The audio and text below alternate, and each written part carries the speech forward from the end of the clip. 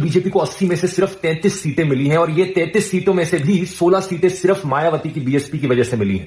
जैसा कि आपने यह छोटा सा क्लिप सुना कि ध्रुव राठी आपको बता दे जातिवादी है, यह आरोप मैं सोच समझ कर लगा रहा हूं। क्रांति कुमार ने कहा है कि, और आपको बता दें कि बीएसपी को बदनाम करने वाला ध्रुव राठी का एक वीडियो सुनिए पूरा। उत्तर प्रदेश में बीजेपी को 80 में से सिर्फ 33 सीटें मिली हैं और ये 33 सीटों में से भी 16 सीटें सिर्फ मायावती की बीएसपी की वजह से मिली हैं। अगर बहुजन समाज पार्टी ने इन 16 सीटों पर वोट ना काटे होते तो आज उत्तर प्रदेश में बीजेपी का पूरी तरीके से सफाया हो चुका होता। बीएसपी को बदनाम करने के लिए मनुवादी अखबारों ने उत्तर प्रदेश की 16 सीटों पर बीएसपी के वोट काटने के कारण बीजेपी जीत गई, ऐसा बेबुनियादी खबर चलाई है। आपको बता दें, फिर इस प्रोपेगेंडे की खबर को रोहिणी सिंह और आरफा खानम शेरवानी ने शेयर कर बीएसपी को बदनाम किया है। आपको बता दें कि अब खबर ध्रुव राठी वीडियो बनाकर बता रहा है कि अगर इन 16 सीटों पर बीएसपी ने अपना उम्मीदवार नहीं खड़े किए होते तो बीजेपी हार जाती।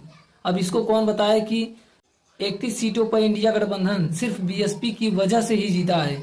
अगर ये बीजेपी में शामिल हो जाती तो कम से कम 50 सीटें इंडिया गठबंधन की नुकसान होती।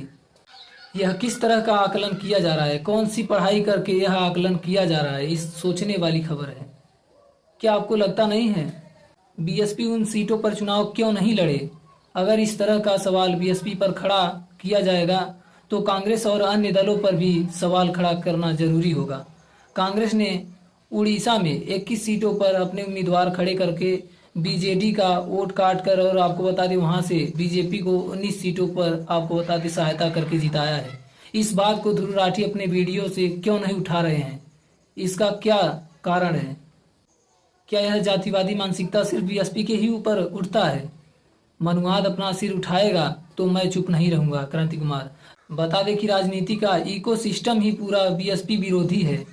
एक तरफ मनुवादी शक्तियां बीएसपी को खत्म करना चाहती हैं तो दूसरी तरफ सोशल मीडिया पर कुछ आईडी बीएसपी समर्थक बनकर ओबीसी एससी के बीच और एससी जातियों के एससी के बीच नफरत फैला रहे हैं, बीएसपी को गलत इमेज बना रहे हैं। आपको बता दें सोशल मीडिया पर ज्यादा खबरें प्रोपेगेंडा चलाया जा रहा है। प्रोपेगेंडा से लड़ने के लिए आपको बता दें कि बीएसपी को जल्द अपना सोशल मीडिया नेटवर्क मजबूती के साथ शुरू करना चाहिए, समय की मांग है।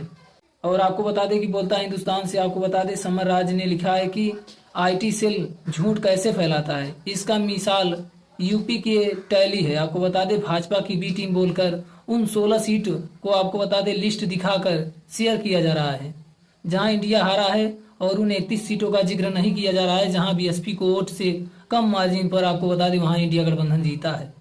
हर सीट के समीकरण अलग होते हैं, सिर्फ गैप से रिजल्ट जोड़ना मूर्खता है। जोड़ने घटाने पर मामला लगभग बराबर बैठता है, इसीलिए किसी पर ठीकरा फोड़ने का कोई मतलब नहीं है। कांग्रेस कहां कहां वोट कटवा बनी है गिनना शुरू कर दें तो संख्या कम पड़ जाएगी। टीएमसी को, बीजेडी को, वाईएसआर को आपको बता दें कांग्रेस की वजह से नुकसान झेलना पड़ा है। उतनी ही सीटों से एनडीए सरकार बना रही है, तो क्या कांग्रेस को भाजपा की बी टीम कहना सही है? सही हो तब भी कम से कम उस पार्टी को बी टीम बोलने से पहले सोच लेना चाहिए जो स्वाभाविक सामाजिक सांस्कृतिक वैचारिक विपक्ष रही है। और हाँ, तुम्हें हराना या जितवाना वंचितों की जिम्मेदारी नहीं है। बीजेपी आरएसएस की करतूतें जग जाहिर है, तुम्हारी जातिवादी हरकतें भी कम नहीं है। बसपा को बी टीम बोलने वाले, मुझे तो अभी तक समझ में नहीं आ रहा है कि कांग्रेस 12 राज्य व केंद्र शासित प्रदेशों में 0 सीटें लेकर क्यों आई, 6 राज्यों में 1-1 सीट लेकर क्यों जश्न मना रहे हैं।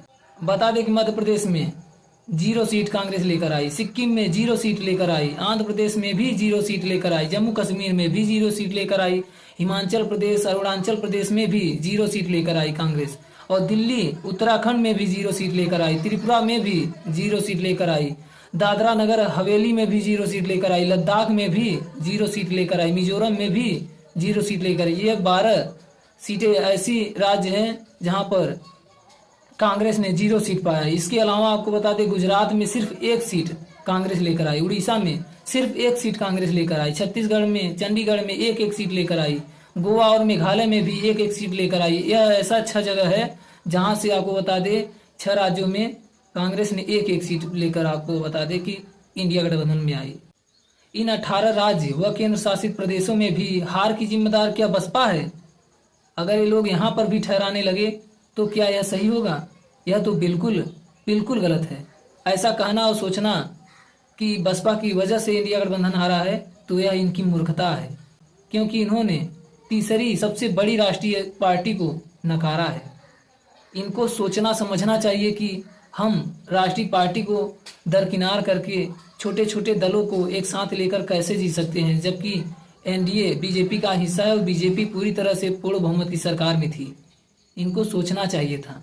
अगर बीएसपी इनके साथ आ जाती तो 380 प्लस सीटें इंडिया गठबंधन के साथ आती, लेकिन ये अपनी जातिवादी मानसिकता को ध्यान में रखते हुए बीएसपी को अपने पाले में नहीं ले आए, बल्कि नीतीश कुमार आपको बता दे कि बीएसपी से मिलने जाने वाले थे।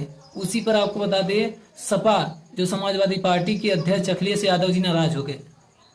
अब आप समझिए कि सिर्फ बीएसपी को मिलने को लेकर नीतीश कुमार जाने वाले थे तो यही समाजवादी पार्टी के मुखिया नाराज हो गए। ऐसा क्यों?